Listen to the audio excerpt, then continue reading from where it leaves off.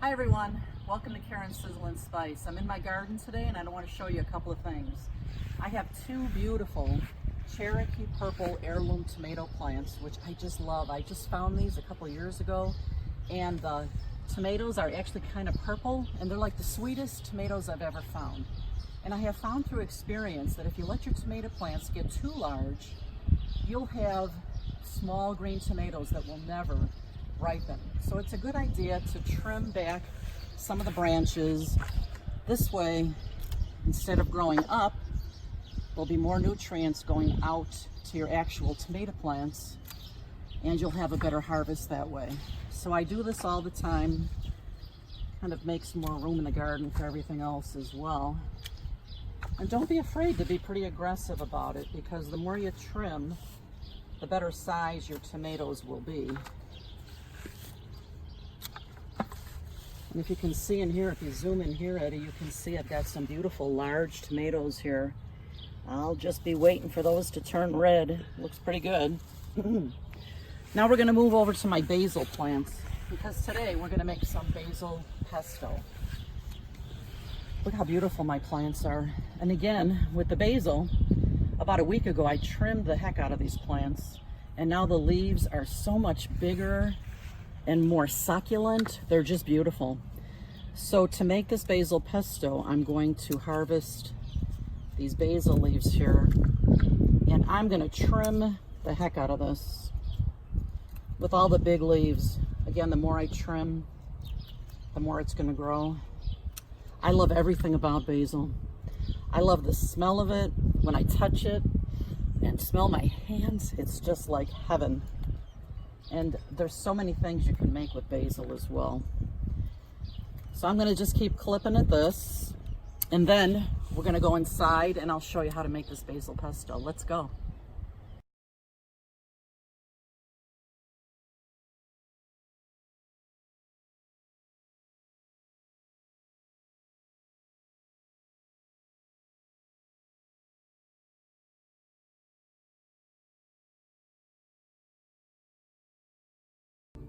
So I brought the basil inside, and all I'm going to do now is rinse it really well.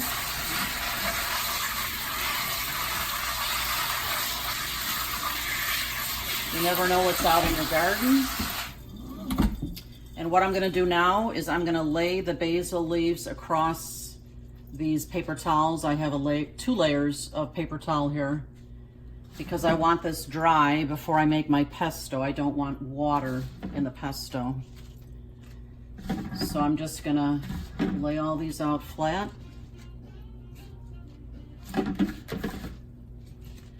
And then what I'm gonna do is I'm going to spread them out. I'm gonna get a few more paper towels to lay on top. And then I'm gonna roll this up, and I'll let these basil leaves sit here for a while to drain. And then I'll show you what else we're gonna need. Today I'm gonna show you a couple of things you can do with the fresh basil from your garden, or you can buy bunches of it at your market as well. Today we're gonna use about 6 cups of loosely packed basil leaves. We'll be using salt and pepper. We'll be using about a cup of grated Parmesan. We'll use the grated peels from 1 large lemon. We're going to use about 8 cloves of garlic. I have 4 ounces of Italian pine nuts. And let me tell you, these are pretty expensive. For this little box, it was $13. So you can also use walnuts if you like, which is a less expensive alternative, and it really tastes very good as well.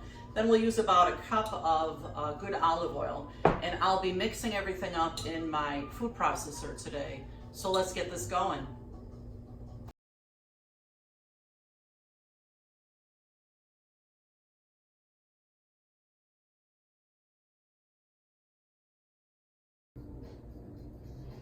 Once I get the basil pesto made, the second way I'm going to show you how to use it is to make basil pesto pasta, which is heavenly. So I've got a big pot of water. I'm going to use angel hair pasta today. I'm going to put this flame on high, and let's get back to the pesto. To maximize the flavor of the pine nuts, you'll want to heat a good pan. This is cast iron pan, until it's good and hot. And then we're going to add the pine nuts to the pan. Now you need to watch these carefully, because at $13 for 4 ounces, you do not want to waste them. You're just going to stir them around a little bit for a couple of minutes. It's going to toast the nuts a little bit, bring out the natural oils and more flavor. And you know what? You can tell by the smell when they're ready. As soon as you start to smell nuttiness, they're ready to go. The pine nuts took about 4 to 5 minutes to brown just perfectly. You can see there's just a touch of brown on the nuts. And in actuality, you know what? My kitchen smells like popcorn. That's when you know they're ready. Now we're gonna get this all mixed up.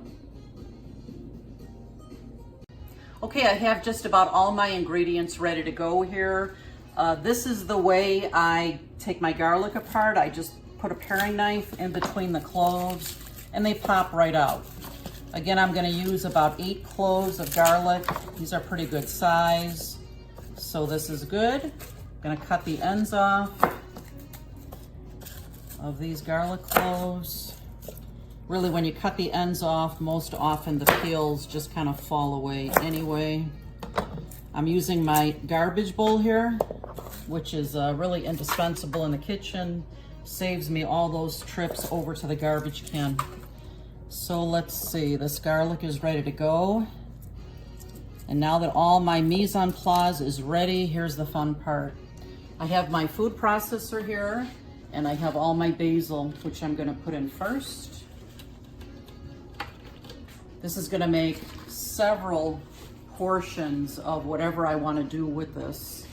And my daughter, Valerie, loves this as well, and I always have to promise her when I make this that I will give her some, because she's nuts about it as well.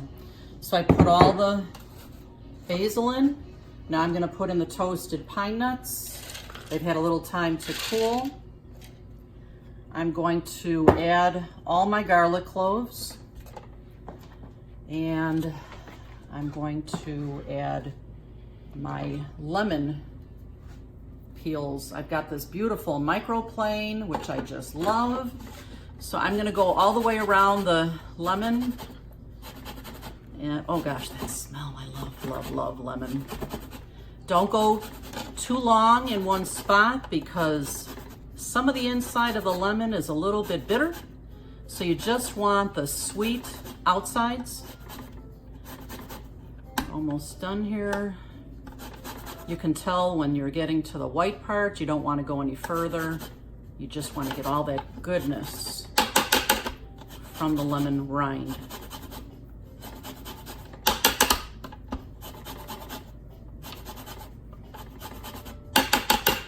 Okay, next we're going to, I think we'll start pulsing it, because then you know what I'll do, I'll put salt and pepper in. Let's put the salt and pepper in. Again, you'll learn when you make this that you just put in the amount that you like, taste to tweak. It doesn't need a lot of salt and pepper, but a few good shakes are good here. So I'll put the Parmesan cheese in too. I've got like a cup of grated Parmesan here. And I didn't grate it myself. It's better to buy it grated because it's smaller. It'll mix in with the pesto better. I'm gonna put my cover on here.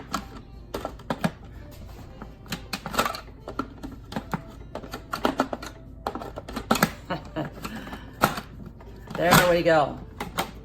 She's locked in. Here we go. It's gonna be noisy.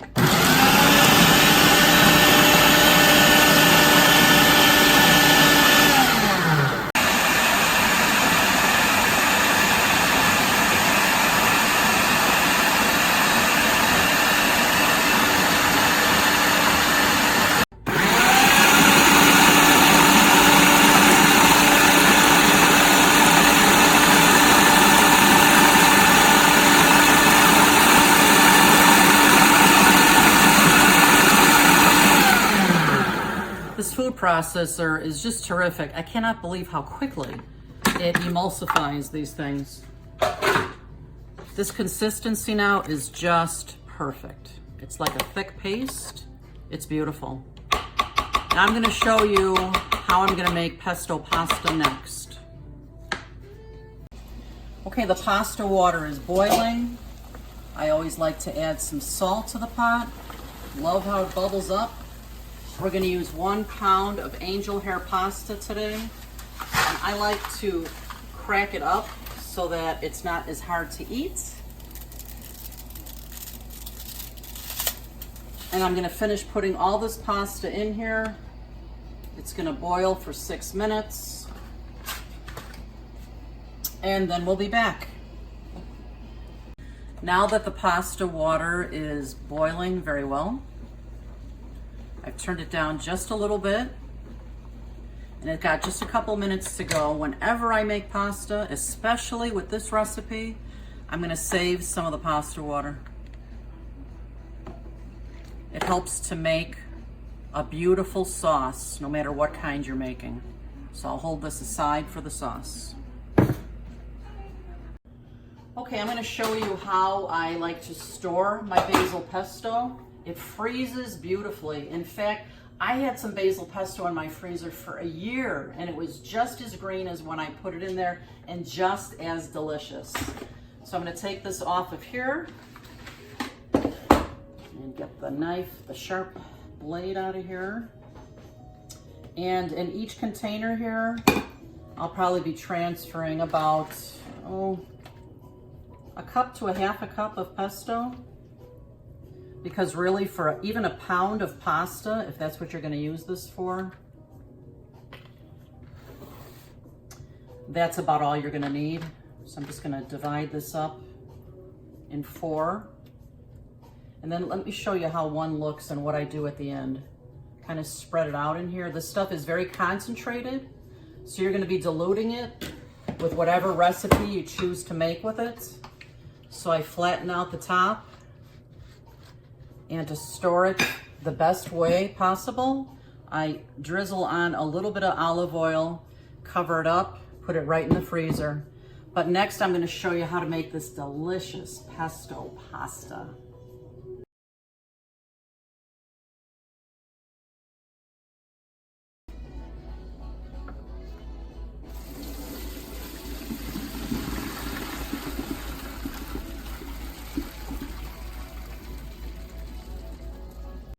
I'm draining my pasta, and while the pot is really hot, I'm gonna add some butter, about 5 tablespoons.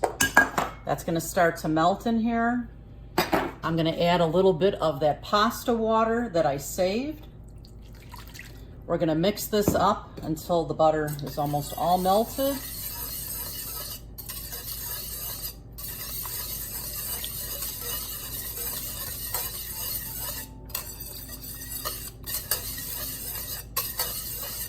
I'm going to add one of the portions of the pesto that I made next, the basil pesto.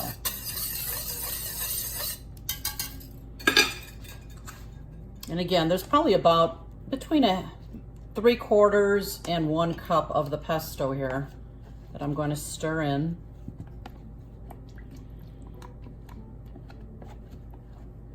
It sounds funny sometimes to think about eating green pasta, but oh, you'll be glad you did. See, then we just whisk this up as we're creating the sauce. And again, you want the consistency to be similar to a marinara, maybe a little bit looser. I'm going to add a little bit more of the pasta water. And I'm going to add half a cup of cream to make this really, really heavenly. Ugh, look at that. I know my Eddie can't wait to get his lips around this meal. Okay, now that I have all that mixed in, I'm going to go to the sink, grab my pasta. I've drained my pasta. Love this new pasta drainer that I got on Amazon. It's beautiful. The last one I had, I think I had for at least 20 years. It was time. So I'm just gonna move this right into that incredible sauce that I just made with the pesto. I'm going to stir it up, and I'll be back in just a couple minutes to show you how we serve it. Wow, what an aroma. I'm working down in the basement. I smell this all the way down there. I had to come up because I can't wait to taste it. It does smell incredible, doesn't it? And you know, I mixed one of those containers of the basil pesto in here and it wasn't quite enough. So for a pound of pasta, you probably want to use 2 of those containers. So probably about 2 cups of the pesto. And then I added the pasta water to it to make this delicious gravy. Let me put a little bit in a bowl here and let's try it. And go ahead, see what you think. I'm first? You are. Oh, all right. You're always first, honey. Thanks, son. Huh. What do you think? Let me try it too. OMG. Such a great change of pace from having the usual tomato sauce all the time. This is great, like once in a month, once a month. It's so fresh, isn't it? It's a great change. It is delicious. So if you like what you've seen today in this video, please subscribe to my page, Karen Sizzle and Spice, and I'm going to be making at least one more video with the things you can do with basil from the garden because I have so much of it.